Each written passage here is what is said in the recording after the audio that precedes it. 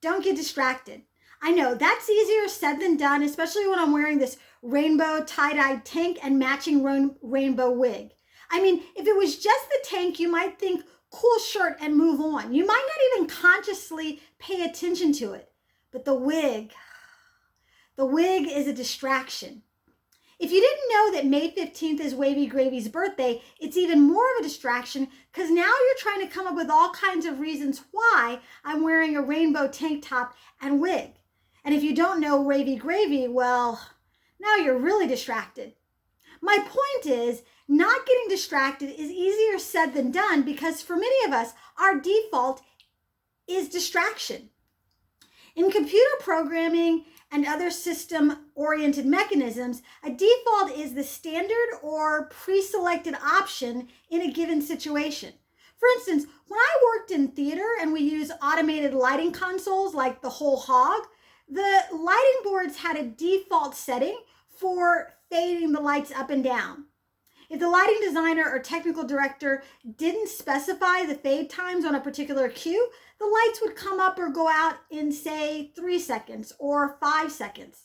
This created a transition which might appear gradual or abrupt depending on the difference in intensity between one lighting cue and the next, or depending on whatever's happening on stage. In situations where we needed less or more drama, we would override the default by assigning a specific fade time. Another option was to completely reset the default. Like a lighting console or any other programmable system, we all have defaults.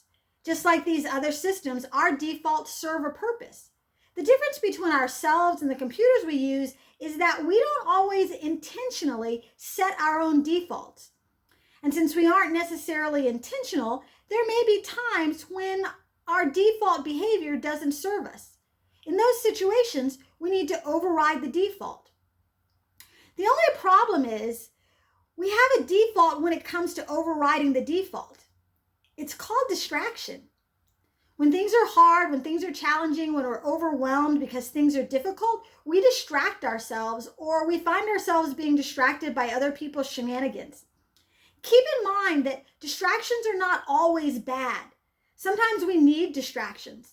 Sometimes distractions are a great way to alleviate tension and reset our priorities. Sometimes a distraction is a form of self-care. It's the way we relax and rejuvenate, rest and digest. Other times, however, distractions are just keeping us from getting stuff done. In the last video, I suggested using 9 days to identify your defaults. In other words, to notice your patterns in certain situations. Now, you could spend 9 days considering why you have certain patterns, and that might be helpful. But it also might be another distraction. So my suggestion is that you use the next 9 days to consider how and if your patterns are serving you. Once you do that, you can identify which defaults need to be reset. In other words, you can be as deliberate as a programmer or a lighting designer and very intentionally start establishing defaults that create the desired effect.